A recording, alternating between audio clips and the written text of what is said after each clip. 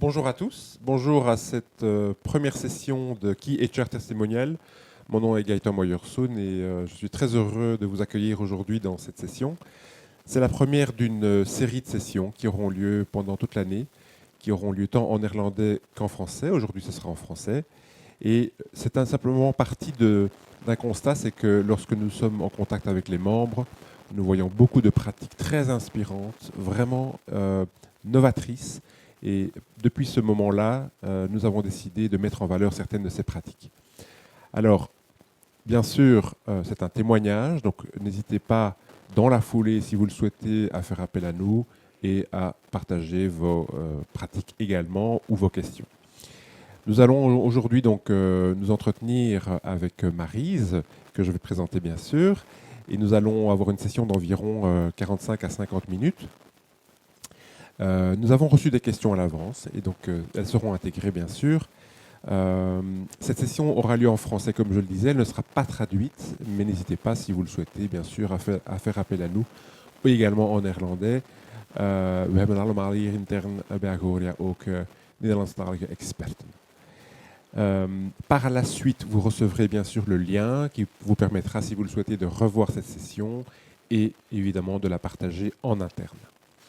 Voilà, j'en ai assez dit et donc je vous présente aujourd'hui Maryse Colson. Bienvenue Maryse. Merci Gaëtan. Voilà, merci d'être là. Voilà, écoute, nous nous sommes rencontrés il y a déjà quelques mois et c'est vrai que c'est intéressant de pouvoir t'écouter. Est-ce que tu pourrais peut-être simplement d'abord te présenter et puis présenter Euranova? Bien sûr. Donc, je m'appelle Maryse Colson. Je suis responsable de la culture d'entreprise et des ressources humaines chez Euranova. Euranova est une entreprise fondée en 2008, ici en Belgique, spécialisée dans l'exploitation de la donnée sur toute sa chaîne de valeur. Donc, nous sommes spécialisés en data management, data engineering, data science, toutes les technologies data. Nous sommes installés ici en Belgique, mais nous avons aussi une branche à Marseille et à Tunis. Et j'ai une formation en philologie romane et un doctorat en langue et lettres françaises. Et j'ai toujours travaillé chez Euranova depuis 8 ans maintenant, occupé différents postes jusqu'à celui-ci. Voilà. D'accord. Et combien de collaborateurs travaillent chez Euranova? Chez Euranova, pour le moment, nous sommes 170 en comptant toutes nos branches étrangères. Nous devons être, je pense, 120, 130 ici en Belgique.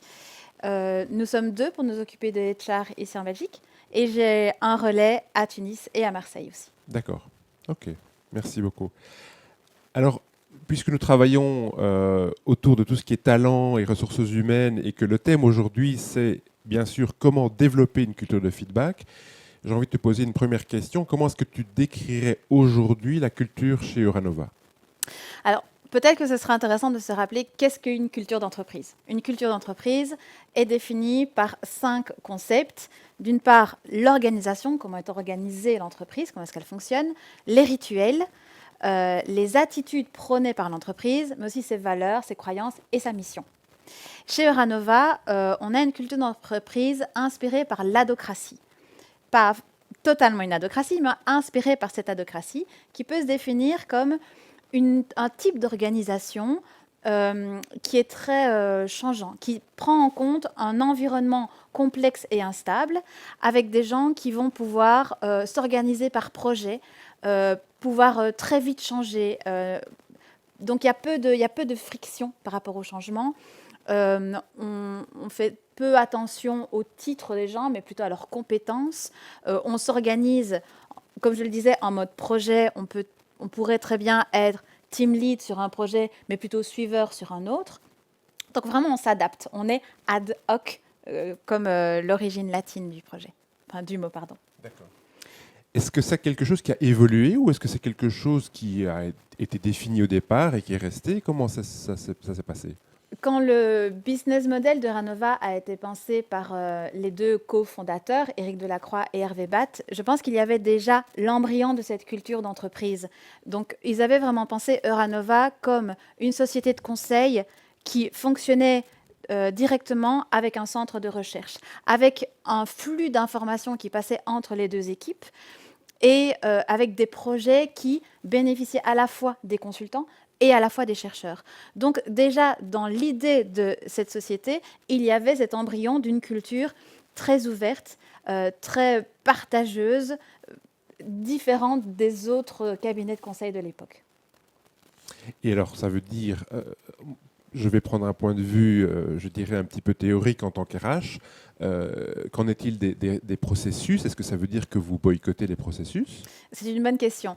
On ne boycotte pas les processus. Donc, on emprunte à la bureaucratie l'idée d'un processus là où ça fait sens et là où le processus est efficace et fait gagner du temps. Par exemple, pour beaucoup de processus admin, on suit la procédure. Ou alors, quand on observe que certains projets sont un peu trop chaotiques quand on les laisse aller tels quels, là, on va se dire, OK, on va mettre en place une suite d'actions qui vont prendre sens et qui vont nous faire gagner du temps et de l'efficacité. Donc, si j'entends bien, c'est plus par rapport aux besoins et par rapport à la pertinence. Tout à fait. D'accord, ok. Et si je viens passer 24 heures dans les bureaux de Ranova, à Louvain-la-Neuve, qu'est-ce que je vais percevoir vraiment concrètement de cette culture, en fait? Je pense qu'elle va se percevoir dans les interactions que les gens ont entre eux. Par exemple, les gens, il y a partout des tableaux blancs chez Ranova parce qu'on préfère toujours dessiner un problème plutôt que le raconter. Les gens se demandent du feedback l'un l'autre. Tiens, qu'est-ce que tu penses de cette idée-là? On va demander aux gens de martyriser notre idée. Donc ça veut dire, voilà, j'ai une idée, qu'est-ce que tu en penses? Donne-moi toutes les raisons pour lesquelles cette idée ne pourrait pas marcher. Et si on accueille avec honnêteté intellectuelle cette façon de martyriser une idée, en fait, on découvre tous les points faibles de notre idée et on peut la retravailler pour qu'elle devienne en béton armé. On voit aussi des gens qui disent « ça, je ne sais pas, est-ce que tu peux m'aider ?» C'est super important de reconnaître ses propres limites et de demander aux autres de s'entraider. On voit aussi des gens qui proposent leur aide. « Tiens, je vois, j'ai l'impression que tu es en train de t'arracher les cheveux sur cette tâche-là, est-ce que je peux t'aider ?» Ça, c'est très typique de notre culture d'entreprise. C'est impressionnant parce que c'est vrai qu'on parle beaucoup de donner le droit à l'erreur et d'avoir quelque chose qui est effectivement ouvert à l'apprentissage, et en même temps, c'est quelque chose qui n'est pas facile de reconnaître que j'ai besoin d'aide. Tout à fait. Mais c'est quelque chose qu'on essaye d'influencer dès le départ, dès notre processus de recrutement. On veille à ce que les gens soient ouverts à recevoir du feedback et on essaye aussi de mettre en place cet environnement bienveillant où tout le monde se sent OK de dire, voilà, moi j'ai fait une erreur plutôt que de la cacher sous le tapis. Mais justement, tu parles de recrutement. Alors, est-ce que c'est quelque chose... Enfin, raconte-nous un petit peu plus, je dirais, votre processus de recrutement.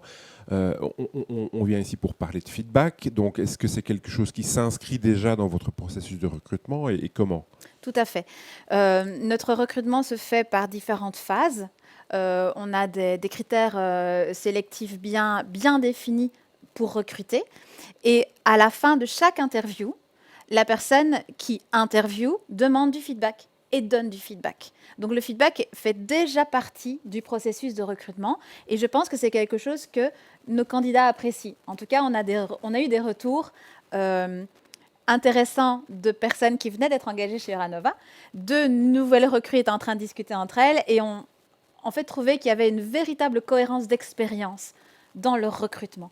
Et c'est une raison pour laquelle elles ont rejoint Ranova, parce qu'elles disaient, voilà, j'étais contente d'avoir un feedback très honnête sur la manière dont j'ai géré les entretiens.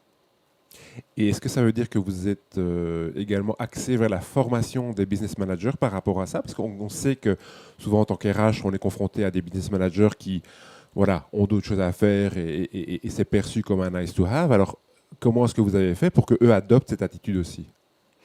Chez nous, ce n'est pas perçu comme un nice to have, c'est vraiment un must have. C'est vraiment peut-être même l'attitude 3 étoiles, je dirais, car quelqu'un qui sait prendre le feedback et quelqu'un qui sait se remettre en question et observer qu'il peut encore progresser. Et quelqu'un qui sait donner du feedback, ou en tout cas ose le faire, et quelqu'un qui pourra collaborer avec ses collègues, qui pourra passer au-delà des petites frictions qui peuvent exister quand on commence à travailler ensemble et qui pourra les dépasser pour aller vers un mieux, justement. Et donc, nos business managers sont évidemment drillés à ça, coachés à ça. Eux-mêmes reçoivent du feedback, d'ailleurs. Tout le monde passe par le feedback chez Ranova. Et alors, tu as parlé de bienveillance. Alors, c'est aussi un mot qu'on entend beaucoup pour le moment, avec parfois un peu ses dérives. Hein. c'est-à-dire que le mot devienne vide. Alors, qu'est-ce que ça veut dire concrètement bienveillance? Tu as dit par exemple le droit de se tromper, le droit de demander de l'aide. Est-ce qu'il y a autre chose qui te vient dans dans ce mot bienveillance? Oui, et d'ailleurs, je le mettrai en regard du mot exigence. En exigeant dans ce qu'on demande aux gens. Je pense qu'on essaie de définir chez Ranova des standards communs pour que il y a peu de règles, mais pour que le peu de règles soit bien défini, pour que le cadre soit bien défini, pour que les gens puissent s'épanouir dans ce cadre-là. Et à partir du moment où on a bien défini les exigences, il est important d'être bienveillant pour que les gens se sentent invités à demander du feedback, à reconnaître leurs erreurs, à demander de l'aide. S'il n'y a pas cette bienveillance-là, ce serait assez terrible de travailler dans un environnement exigeant, je pense. Donc la bienveillance, par quoi passe-t-elle? Je pense par notamment le lead by example. On parlait des business managers, des managers en général peut-être, il y a peu de middle management chez Ranova, mais il y a malgré tout des responsables d'équipe, des responsables de projet. Il y a évidemment les 2 cofondateurs. Une partie de la bienveillance vient aussi du fait que ces personnes-là, elles-mêmes, demandent du feedback et agissent sur ce feedback-là. Quand je fais un feedback à un des 2 cofondateurs, je vois qu'ils l'écoutent vraiment et je vois qu'ils veulent agir dessus pour eux aussi progresser et pour améliorer la collaboration. Donc, ça montre leur intention bienveillante à l'égard de leurs collaborateurs, mais aussi à l'égard du système en tant que tel. D'accord. Et alors l'exigence concrètement, parce que c'est vrai que dans toutes les personnes qui nous écoutent aujourd'hui, il y a des personnes qui sont dans le digital, il y a beaucoup de personnes qui sont dans le manufacturier aussi, donc on est avec voilà, parfois des employés, des cadres et des opérateurs. Et donc le côté exigence, ça se concrétise comment? C'est une question pas si évidente que ça. Je pense que l'exigence, c'est dans la manière dont on fait les choses. Comment est-ce qu'on fait bien les choses? On en parlait, quels sont nos standards? Comment est-ce qu'on veut que les choses soient faites? Et inspirer les gens pour qu'ils aient envie de faire les choses bien, en fait. Et leur montrer l'impact de quelque chose qui est bien fait et tous les bénéfices que cela a. Est-ce que tu aurais un exemple par rapport à ça? Euh, Oui, je pense qu'on est assez exigeant chez Euranova en termes de qualité de code. Donc, nous sommes des ingénieurs en informatique et il y a un véritable souci d'un beau code propre, élégant. Et pour cela, il ne suffit pas seulement de le dire, il faut aussi former les gens, inspirer les gens avec notamment des événements où ils codent, où ils font reviewer leur code, où ils codent à 2 avec un qui dit et l'autre qui écrit, ou alors des employés, je vais dire des vieux employés, des employés anciens qui ont un certain aura et qui montrent à quel point c'est important d'avoir un beau code. Donc l'exigence se fait dans la manière et dans la réalité, en fait. C'est plus qu'un beau discours. D'accord.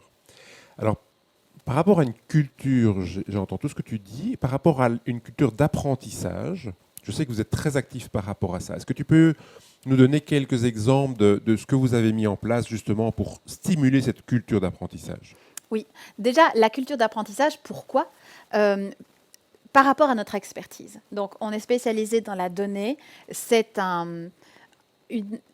un champ d'expertise qui change en permanence, qui évolue en permanence. Donc, apprendre, continuer en permanence à apprendre est nécessaire pour rester à la pointe de cette technologie-là, évidemment. Et ensuite, c'est la pierre angulaire de Ranova, le partage de connaissances, l'apprentissage, l'évolution des talents. Qu'est-ce qu'on a mis en place? Des événements de partage de connaissances, un logiciel dédié à ça, à ce partage de connaissances, des rituels et des communautés de pratique. Et aussi une personne qui est dédiée à ça, à la gestion de la connaissance. Tu parles de rituels et de communautés de pratique. Oui. Tu peux nous en dire plus? Alors, oui, tout à fait. Une communauté de pratique se définit comme un ensemble de personnes qui se regroupent parce que ces gens partagent un intérêt commun pour un sujet. Donc, ils vont, par exemple, la communauté de pratique data science, des data scientists ou même d'autres, des data engineers ou des data architectes qui se disent, tiens, c'est intéressant que je m'intéresse au sujet data science. Donc, ces personnes-là vont partager des informations, lire des articles scientifiques, se former entre eux, définir, tiens, quel pourrait être un chemin de formation pour acquérir ce talent-là. Donc, ils vont vraiment faire vivre une pratique autour de cette matière. Ils vont aussi, par exemple, avoir un channel Slack dédié où n'importe qui a une question sur la data science peut la poser et toute la communauté d'experts peut lui répondre en temps réel. D'accord. Et alors, tu parlais de rituels. Oui, les rituels sont assez importants. Chez Euranova, ça rythme un petit peu les semaines, ça permet de nous rencontrer. Et donc, qu'est-ce qu'il y a en termes de rituels sérieux? Les rituels sérieux, c'est par exemple des événements sur le temps de midi où les experts se retrouvent. Ils appellent ça, par exemple, le Paper Reading Club. Il y a un expert qui lit un article scientifique pour le jeudi midi. Le jeudi midi, il en fait la présentation et la critique au reste des experts, par exemple. D'accord. Alors, de nouveau, je reviens avec cette question qui, je pense, intéresse beaucoup de nos auditeurs. C'est, OK, comment est-ce qu'on peut élargir ça à un monde qui n'est pas que le monde digital? On a beaucoup de nos auditeurs qui sont dans un monde où il y a évidemment certaines personnes qui sont donc en cybersécurité ou d'autres avec un background d'ingénieur, mais aussi beaucoup d'autres qui sont voilà, dans des ateliers et des lignes de production. Et du coup, cette culture apprenante, je sais qu'elle n'est pas spécifique au monde digital, mais tout de même, si je prends ma position d'avocat du diable, je me dis, mais d'accord, est-ce que c'est pas justement quelque chose qui est un petit peu un luxe du monde digital et moi, en tant que responsable d'atelier, comment est-ce que je peux faire pour instiller ça dans mon atelier? C'est une bonne question. Je pense que, en tout cas, pouvoir partager, au-delà de même des comités de pratique, que chaque groupe de métier, d'un point de vue horizontal, puisse partager, dire ce qu'il fait pour que la chaîne pour une chaîne de production, par exemple, puisse savoir, bon voilà, moi je fais ça, et ce que je fais aura un impact sur ceux qui vont prendre en main mon travail ensuite. Ou alors, maintenant, j'ai compris ce que faisaient les autres avant moi, donc j'ai une meilleure compréhension de ce qu'ils font. Je pense que ça peut augmenter la collaboration, la compréhension, l'empathie les uns avec les autres, mais aussi un signe de reconnaissance finalement. Je vois où va mon travail, je vois quel est l'impact de ce travail-là. Et autre chose, une communauté de pratique fonctionne bien quand des gens ont quelque chose à partager. Et quand les moments où ils se voient leur font du bien. Chez Euranova, sans s'en rendre compte, on a créé une sorte de communauté de pratique des femmes en technologie. Et donc, ça, on a un petit groupe de femmes qui se rencontrent de manière hebdomadaire, pas avec une pratique vraiment très évidente. La seule pratique qu'on a, c'est qu'on soit des femmes dans un milieu très masculin et très technologique. Mais mine de rien, ces moments-là sont tellement précieux pour nous. On apprécie tellement de se rencontrer, de partager nos expériences, de s'encourager l'une l'autre, qu'on en crée une communauté de pratique. Donc, au-delà même de l'expertise, je pense que le fait de se rappeler qu'on est des êtres humains et on adore les relations sociales peut aussi permettre de mettre ça en place. J'ai envie de rebondir là-dessus sur le fait, qu'est-ce qui va faire qu'une communauté de pratique va vraiment fonctionner. Je pense que plusieurs de nos membres ont déjà essayé des choses comme ça. Alors l'idée est magnifique, elle est séduisante, etc.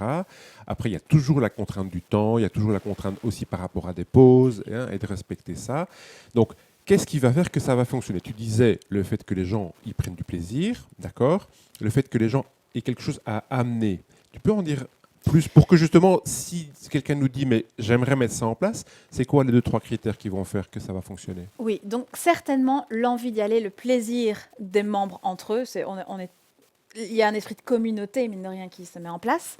Mais deux choses aussi importantes qu'on a observées chez nous, c'est que une communauté de pratique est plus aisément pilotable par un binôme. Par un binôme, un expert du domaine qui va avoir une vision de la technologie, une vision de la manière dont le métier doit être fait, et un animateur, donc quelqu'un qui va rassembler les gens, qui va mettre en place des événements, qui va donner envie aux gens de venir. Et puis le fait aussi que une communauté de pratique est souvent un nice to have dans une entreprise, il y a toujours d'autres choses en même temps, donc ça passe facilement à la trappe finalement ce genre d'initiative. Le fait qu'on soit deux pour piloter est beaucoup plus facile. Et enfin, effectivement, il y a la question, beaucoup de gens se demandent qu'est-ce que j'ai à y trouver dans cette communauté de pratique? Qu'est-ce que les autres vont m'apporter? Mais on peut aussi se poser la question dans l'autre sens. Qu'est-ce que j'ai à apporter? Donc, je pense que quel est l'impact de ces événements? Quel est l'impact de cette communauté de pratique doit être la première question. Pourquoi est-ce qu'on la met en place? Que ça ait un sens et il y a un véritable bénéfice pour la personne. Donc, Et donc chez vous, quel est l'impact? Donc il y a l'impact pour la personne, j'apprends des choses, si j'amène, les autres vont amener aussi, et donc je vais oui. recevoir. Et est-ce qu'il y a aussi un impact plus large qui est tangible pour les participants? C'est un challenge pour le moment. Donc, pour le moment, les comités de pratique chez Uranova sont vraiment vus comme des groupes d'experts qui prennent du plaisir à se retrouver, qui prennent du plaisir à apprendre. On est en train de se poser la question, est-ce que ces communautés de pratique doivent être prescriptrices en termes de chemin de formation, compétences à acquérir dans un domaine, voire même organes de contrôle par rapport à, voilà, moi je suis un data scientist, je veux acquérir des skills en, j'invente, Python. Est-ce que je dois m'appuyer sur la communauté de pratique pour avoir une sorte d'évaluation de mes compétences? On n'a pas encore décidé. On est partagé parce qu'on a envie que cette communauté de pratique reste un plaisir pour les gens, reste sur base volontaire. On n'a pas trop envie de la lier à quelque chose de trop procédurier. Donc, est-ce que ça a un impact sur le reste de la société? Certainement, parce que les gens qui s'investissent dans des sociétés, dans des comités de pratique, apprennent, partagent, s'investissent. Donc oui, mais est-ce que ça a un impact facilement mesurable ou en tout cas beaucoup plus méthodique? Pas encore, et je ne suis pas sûre que ce soit souhaitable. Alors tu parles justement de quelque chose qui est moins facile, merci de ton honnêteté, et justement dans une culture d'apprentissage, qu'est-ce qui fonctionne vraiment bien chez Uranova et qu'est-ce qui ne fonctionne pas encore suffisamment bien à tes yeux? D'accord. Qu'est-ce qui fonctionne bien? Je pense qu'on a beaucoup d'événements canonisés chez Uranova. Donc on se retrouve tous ensemble en soirée, dans les bureaux, tous les 2 mois pour partager des informations sur la société, partager des axes de recherche, partager des informations sur des projets. Et ça a un gros succès, c'est vraiment très chouette parce qu'on lie l'utile à l'agréable. Il y a beaucoup d'événements sur le temps de midi qui ont lieu. Un open forum, par exemple, toutes les 2 semaines, le vendredi midi, où les gens viennent, posent des questions. C'est esprit auberge espagnole. Tout le monde vient avec quelque chose. Ici, c'est pas une question, c'est voilà, moi j'ai appris ça cette semaine, ça m'a fait plaisir d'apprendre ça. Ou alors, on a aussi des code gym, donc des moments où les développeurs codent ensemble, se donnent du feedback. Ça, c'est vraiment très important. Donc, tous ces événements-là fonctionnent extrêmement bien. On n'a pas encore réussi chez Uranova à mettre en place quelque chose qui est super dans d'autres entreprises. C'est 2 heures toutes les 2 semaines consacrées à de l'apprentissage. Tout le monde s'arrête et tout le monde apprend. On n'a pas encore réussi à mettre ça en place, mais peut-être un jour. Et pourquoi ça n'a pas encore été possible? C'est compliqué avec le métier de consultant. On travaille avec des clients, on dépend des horaires du client, du modus operandi de nos clients. Donc, dire attention, entre 10h et midi le vendredi, on n'est pas disponible, on ne le fait pas encore, non. Et la culture d'apprentissage, est-ce qu'elle pourrait devenir par exemple asynchrone ou je dirais informelle, ou etc. Qu'est-ce qui fait que vous visez encore ces 2 heures d'apprentissage ensemble? Un effet de groupe, je pense, un effet studieux, pardon. Un effet studieux, je pense que le lead by example, l'effet de groupe sera assez stimulant, assez intéressant. Par contre, dans l'asynchrone, ce qui existe maintenant depuis le Covid, c'est des code gym asynchrones. Donc, plutôt que de se rassembler tous sur le temps de midi, nos développeurs ont une tâche donnée et pendant la journée, ils doivent la réaliser, mais quand ils le souhaitent. Donc, il y a quand même un effet de rassemblement sur une journée, mais chacun s'organise à son rythme. D'accord. Il y a quelque chose qui me titille, hein, c'est de me dire, tiens, on voit tellement de choses différentes, je dirais, dans notre secteur technique et technologique. Comment vous en êtes arrivé à ça? Ça a été quoi l'étincelle au départ, en fait? Donc, comme je le disais au début, c'est pas un hasard. Cette culture d'apprentissage, cette culture du feedback, c'était pas un hasard. C'était vraiment dans la définition que Hervé et Eric s'étaient faite au début, en 2008. Et je pense qu'ils ont ils ont recruté dans un premier temps des gens qui ont vraiment compris l'intérêt de cette culture et ont été les relais et les ambassadeurs.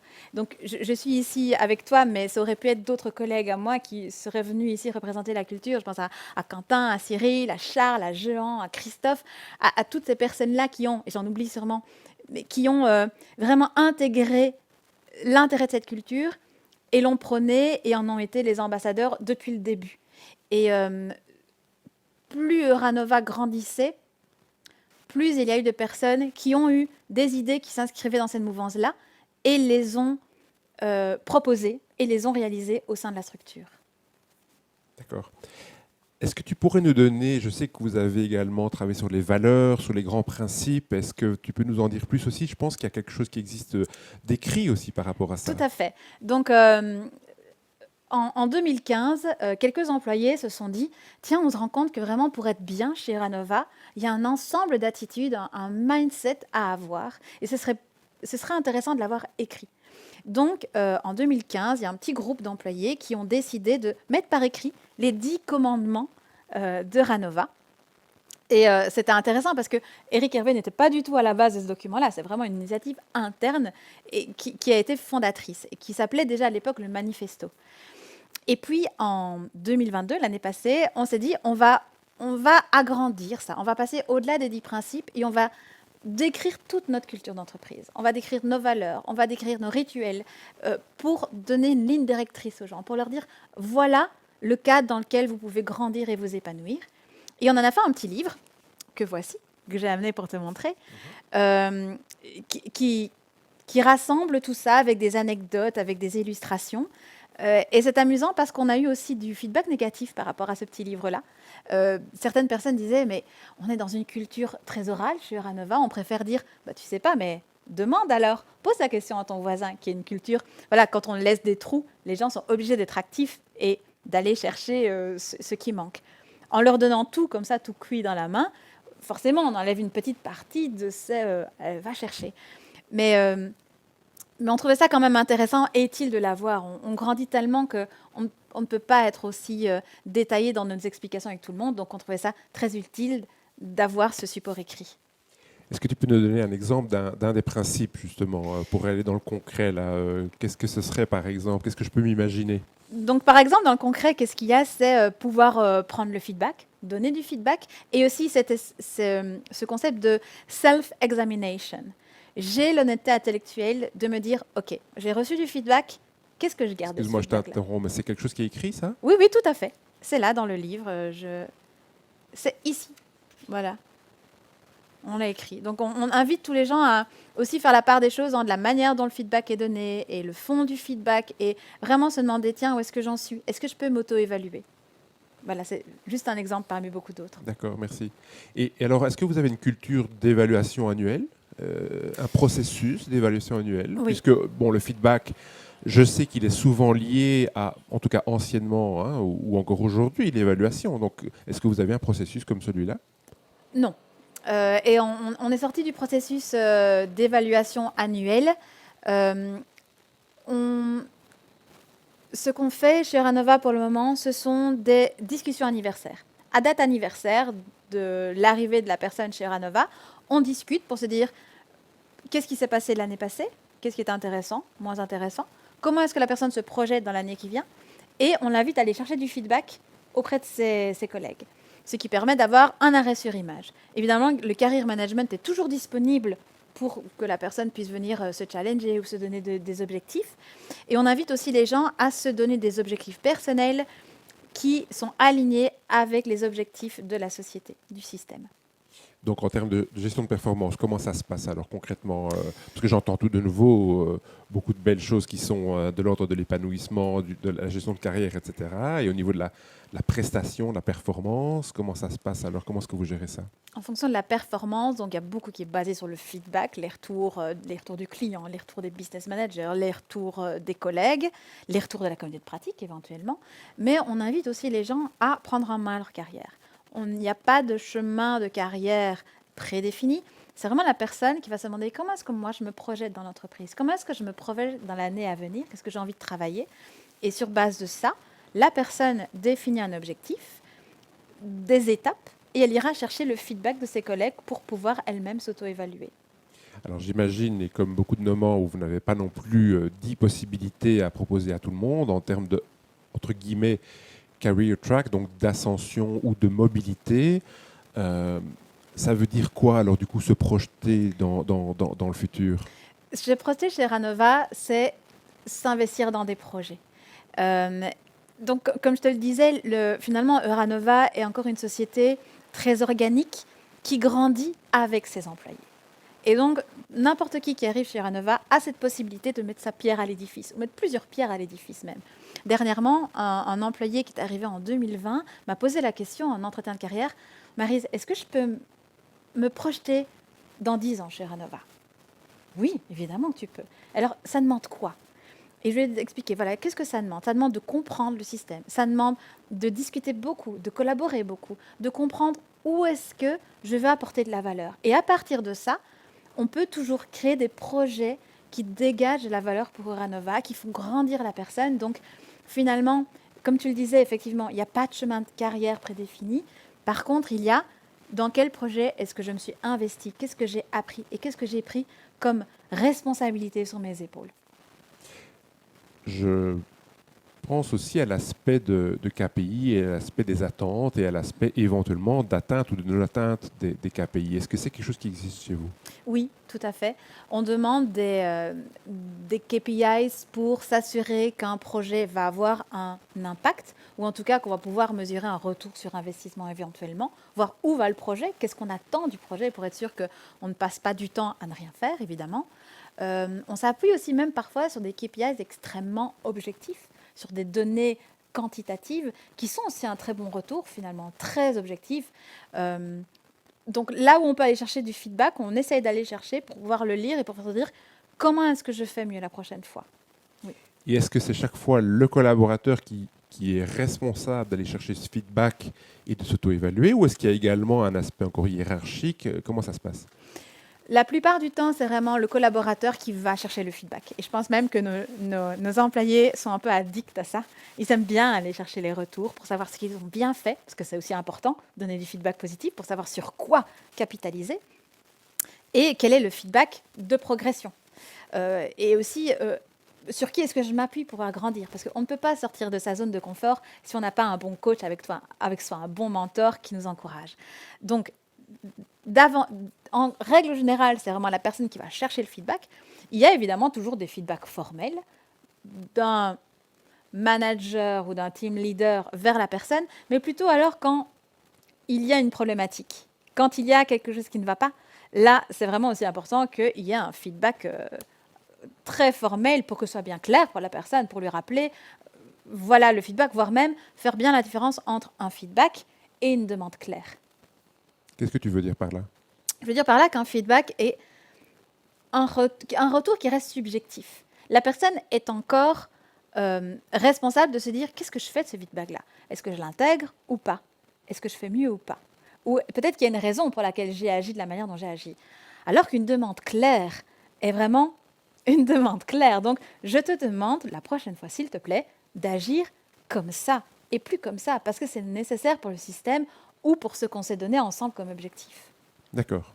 Ça, c'est très important, je pense, parce que c'est vrai qu'il y a souvent une confusion entre les deux. Oui. Et il y a souvent, effectivement, derrière cette notion de feedback, une impression que quelque part, j'ai fait passer un message et donc j'ai une attente. Et donc ça, c'est ce que tu dis là, c'est que c'est deux choses tout à fait différentes. Tout à fait. Ok. Tout à fait. D'accord. Est-ce que ça veut dire que derrière le feedback, ça veut dire que quelque part, je dis quelque chose à la personne et qu'elle reste libre et autonome d'en faire ce qu'elle veut? A priori, oui. Maintenant, j'ai toujours entendu, on peut prendre un feedback et décider que non, maintenant je le mets sur la plus haute étagère de la bibliothèque parce que je n'ai pas envie de m'en occuper. Maintenant, si on reçoit plusieurs fois ce même feedback-là, il est peut-être temps d'agir dessus. Oui. C'est ça, d'accord. Alors, j'en arrive également aux questions je dirais que nous avons reçues. Il y a une question, je pense, très intéressante qui nous est arrivée. C'est, OK, on parle de plus en plus de feedback continu, de feedback régulier. Est-ce que c'est un effet de mode, en fait? Parce qu'il y en a beaucoup des modes et dans le domaine RH aussi. Et donc, est-ce que c'en est un de plus? Ah, c'est vraiment une bonne question. Et j'y ai réfléchi et c'est une mode qui ne date peut-être pas d'hier, mais je pense qu'on va de plus en plus vers une idée où l'employé peut s'épanouir au sein de la société. L'employé n'est pas là juste pour travailler de 9 à 6, faire son travail et puis rentrer chez lui. Non, il peut, dans son entreprise, dans son rôle, s'épanouir, grandir, évoluer. Et qu'est-ce qui permet l'évolution et l'épanouissement? Notamment, c'est le feedback. Et je pense qu'il est aussi utile en tant que HR d'être conscient des critiques qui peuvent exister à l'encontre du feedback. J'avais écouté dernièrement un podcast où on disait, mais est-ce qu'une société peut s'investir et s'immiscer à ce point dans la vie d'un collaborateur en lui disant ça tu fais bien, ça tu fais pas bien? Quelle est sa responsabilité? C'est vraiment très intime parfois. On va toucher très haut dans la personnalité de la personne. Donc c'est assez... comment dire ça je n'ai pas le mot en tête, mais en tout cas, je pense que c'est important pour une société d'être très clair sur ses intentions, très clair sur le cadre, pour que la personne se sente à l'aise aussi par rapport à cette notion de feedback. Qu'est-ce que tu veux dire être très clair par rapport à ses intentions si on donne du feedback, il est important de le donner au bon niveau. Et donc là, je me réfère au niveau logique de Robert Dilts, qui est en fait une sorte de grille de lecture pour se dire, quand on communique ensemble, de quoi parle-t-on? Et donc, est-ce qu'on parle au niveau de l'environnement, des lieux, du temps? Est-ce qu'on parle au niveau des actions, des comportements? Ou alors des compétences? Ou alors des attitudes? Ou alors des valeurs et des croyances? Ou alors au niveau de l'identité de la personne? Chez Euranova, on donne du feedback entre l'environnement et les attitudes. On ne donne jamais de feedback sur les valeurs, les croyances et l'identité de la personne. Est-ce que tu peux nous donner un exemple Oui. pour illustrer ça? Je vais donner un exemple de la vie courante. Donc, si j'ai un convive à ma table qui me dit « Oh, elle est fort salée, cette soupe », il parle de la soupe. Dans aucun cas, je dois me dire que je n'ai pas les bonnes compétences pour faire de la soupe. Ce n'est pas une question de compétence, c'est juste une question de comportement. J'ai peut-être un peu trop salé la soupe. Et je ne dois pas non plus le prendre à un niveau identitaire en mode oh, « je suis nulle, j'ai raté ma soupe ». Donc, c'est vraiment très important de situer le feedback au bon niveau logique ou de ne pas dire, il ne faudrait pas que mon convive me dise « mais t'es nul, t'as trop salé la soupe ». Là, c'est n'importe quoi puisqu'on mélange l'identitaire, tu es nul, et un comportement, tu as trop salé la soupe. Et donc, vous êtes entre l'environnement et l'attitude, c'est ça que tu dis, hein? Tout à fait. Chez Euranova, on se donne du feedback sur ces 4 niveaux logiques-là. Et donc, ce que je disais, c'est qu'il est important qu'une entreprise se demande, OK, on permet le feedback, on encourage le feedback, à quel niveau? À quel niveau est-ce qu'on encourage nos gens à être à l'aise à se donner du feedback? Est-ce que tu peux donner un exemple d'une différence entre compétence et attitude? Oui. Une compétence, c'est ce que la personne a appris à faire. Donc, est-ce qu'en tant que développeur, j'ai appris à bien coder? Est-ce que j'ai appris à faire des bonnes reviews de code? Est-ce que je sais bien collaborer avec les personnes? Donc mes skills, est-ce qu'ils sont corrects? Ou en tout cas, est-ce que j'ai appris suffisamment? Les attitudes sont encore différentes. C'est la manière dont on va penser. Par exemple, si j'ai décidé de changer de travail, je pourrais dire j'en ai vraiment marre de mon ancien travail, je ne veux plus aller là-bas. Je suis dans l'éloigné d'eux. Alors que je pourrais dire, j'ai envie d'un nouveau travail, j'ai envie de quelque chose qui m'enthousiasme, qui me stimule, j'ai envie d'aller vers du nouveau. Là, je suis dans une démarche aller vers. Donc en fait, les attitudes, c'est une grille de lecture du monde en fonction de la personne. C'est plus compliqué à changer. Mais d'emblée, quelqu'un est soit dans le désaccord, soit plus actif, soit plus passif. Donc, c'est encore un niveau un peu plus supérieur aux compétences. D'accord, merci. Donc, ce qu'on retient, en tout cas, c'est au niveau théorique, si vous souhaitez avoir le concept, c'est donc les niveaux logiques de Robert Dilts, que vous trouverez très facilement. Google est notre ami. Et je vais passer donc à la question suivante qu'on a reçue également. C'était par rapport aux entretiens de feedback et aux entretiens d'évaluation. Est-ce qu'il faut encore, selon toi, mettre ça par écrit? Je trouve que c'est un bon exercice pour la personne qui reçoit le feedback de prendre note. Et après, de se demander avec honnêteté intellectuelle, qu'est-ce que je vais travailler cette année? Je pense que c'est toujours bien d'avoir une conversation en live pour pouvoir creuser le feedback, vraiment le comprendre, mais que la personne ensuite fasse l'exercice « je prends note », qui peut être aussi une base intéressante pour les ressources humaines qui n'ont pas une mémoire d'éléphant, d'avoir toujours ce retour sur voilà, le feedback de l'année passée. Est-ce que le feedback a évolué? Donc, il me semble que c'est toujours intéressant, oui. Et du coup, ma question, c'est également, et c'est toujours la même personne qui nous l'a posée, c'est par rapport au processus classique. Je l'entends bien comment vous le mettez en place chez vous. Comment tu vois le processus classique, je dirais, d'entretien d'évaluation de fin d'année ou au milieu d'année? Comment est-ce que je vois l'entretien? Est-ce que c'est encore sa place quelque part? Est-ce que c'est quelque chose qu'il faut abandonner? Comment tu vois ça, je dirais? Parce qu'il y a beaucoup de types de pratiques différentes. Ouais, certains disent, OK, non, nous, c'est terminé, il n'y a plus d'évaluation du tout. D'autres qui disent, si, si, tout à fait. Mais voilà. Et comment tu vois, du coup, cette pratique qui est là depuis 40 ans environ Oui. d'entretien d'évaluation? Je trouve que c'est intéressant de la laisser disponible pour les gens. Comme je le disais, ça offre un arrêt sur image, ça permet de faire le point, de prendre une petite respiration sur son année, se demander, tiens, est-ce que je vais toujours dans une direction qui me plaît? On voit aussi que comme c'est sur base volontaire, les gens sont contents de venir. Ils sont contents de venir en discussion anniversaire parce qu'ils prennent un moment vraiment pour eux, pour se remettre, OK, est-ce que je suis toujours bien alignée avec ma carrière?